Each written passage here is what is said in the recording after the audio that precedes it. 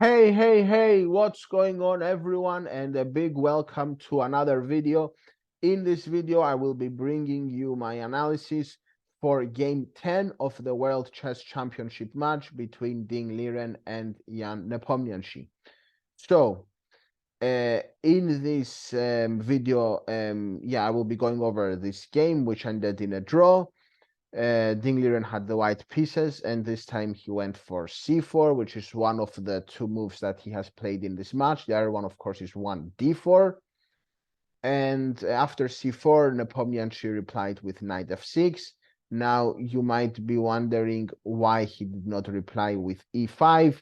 And the details here are after e5, then g3 is possible. And maybe he wanted to avoid this. While after knight f6, if white goes g3, then moves like e6 are possible, and then d5. And since the pawn is not on e5 yet, okay, this is some high-level stuff, but okay, knight f6 was played, and here, of course, g3 is also playable. Knight c3 was played, d4 is also playable, but after d4, Nepomniachtchi would almost certainly go e6, and we would get into this position that Ding could have achieved by playing one d4, but he probably believed he had more chances in the English, so he goes knight c3, e5 by Nepomniachtchi, knight f3, knight f6, standard moves, and in this position, white has so many options. They could go g3, which has been the main move over the years, e3, like he did in a previous match, d3 is also possible, so is d4, okay, d4 maybe is not so liked by the engines, but it's also a playable move. a3 has been played. What else? You name it. e4, though, was the choice of Ding. And this move was popularized by Magnus Carlsen, who was the previous world champion, and whoever wins this match will take the reins from him. So e4 was the choice, and this move builds a big center. However, it weakens the d4 square. So bishop c5 is one of the two ways to play. This is the tactical way to play, is bishop c5. The positional way to play is bishop b4, which is also a fully playable move. Bishop c5, though, was the choice of Nepomniachtchi, probably his preparation. Knight takes c5 here. This is the only way to justify this setup, because if anything else, then black is already better, as you can see from the evaluation bar as well. Knight takes c5, and here bishop takes f2, king f2, knight takes d5.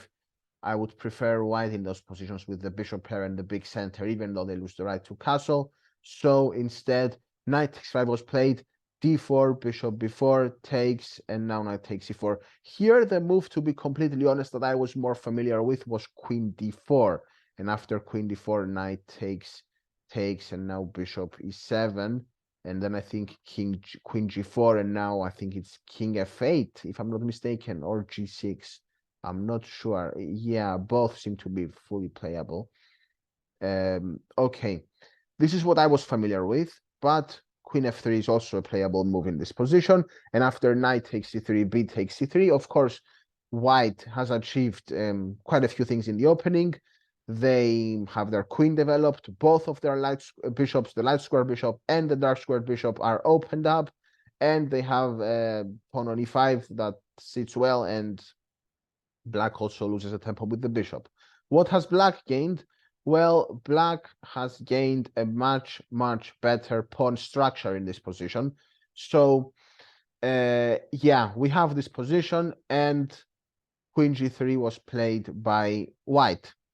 After queen g3, king f8 was the choice of Nepomniachtchi in order to defend the pawn on g6, and just to show everyone, after castles, the power of the pawn on e5, which is very important in this kind of positions. After bishop h6, black needs to give up the exchange in order to not get mated. If the queen could come to f6, it would not only defend the mate on g7, but also attack the bishop on h6. However, the pawn on e5 controls the f6 square, which is so important in these kind of positions. So here, g6 is the only way for black to not lose immediately. And white would take the exchange. Yes, black has some compensation, but better to avoid these positions, especially if you're like me and you don't like being material down. Okay, queen g3, king f8, g6 was also possible, I guess, but after g6, I think bishop g5 would be quite strong for white, and now if bishop e7, saving the queen, now maybe even h4 would be a good move. Yeah, so instead, king f8 was the choice of Nepomniachtchi. He did think quite a bit here. He wasn't at least blitzing off the moves, but yeah, bishop e2, developing the bishop, d6, opening up the light square bishop of black, bishop f4, developing and overprotecting the pawn on e5, queen to e7, rook d1, h5, castles, h4.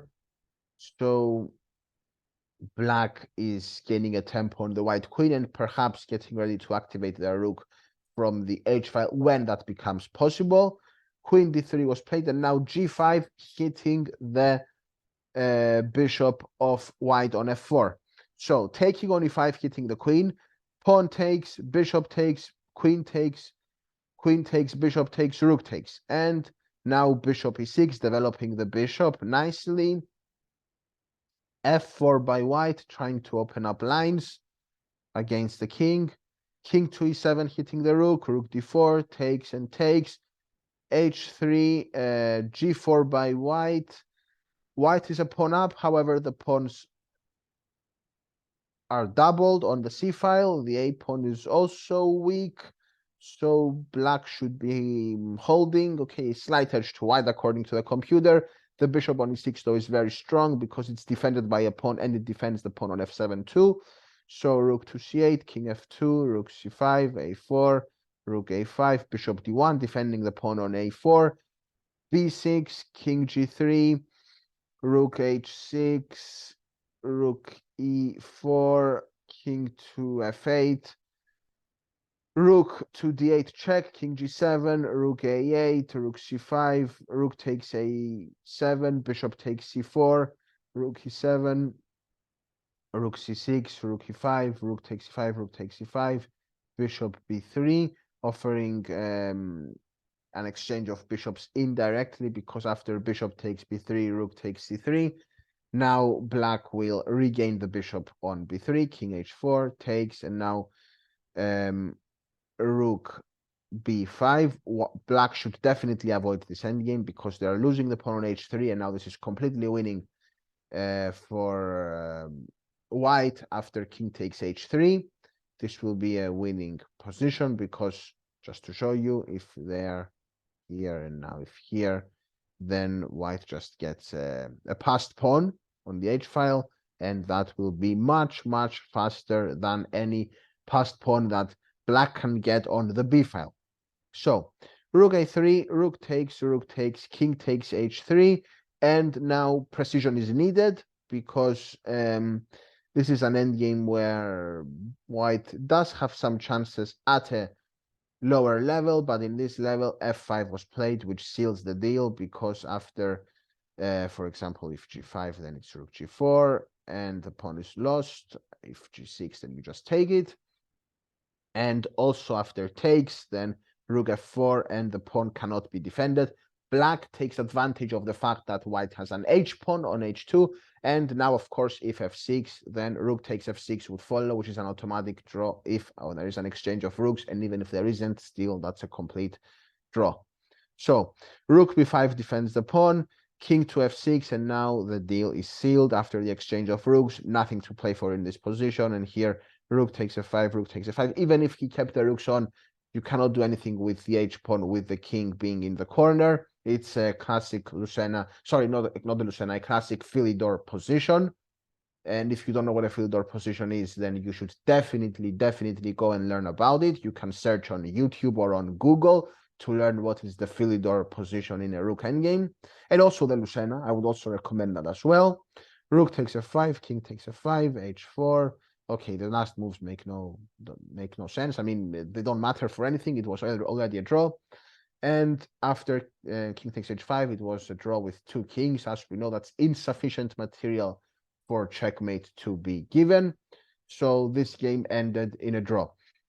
And yeah, Ding Liren was a pawn up for most of this game. However, Nepomniachtchi defended very accurately. He took advantage of the fact that White's extra pawn was doubled, and he managed to maintain his lead. So I hope you learned something new. This is an interesting variation for both sides, where it gets imbalanced and sharp early on. I hope you enjoyed the video. Thank you very much for watching. I really appreciate you for watching until the end. And if you're a subscriber, I will catch you at the next video. Goodbye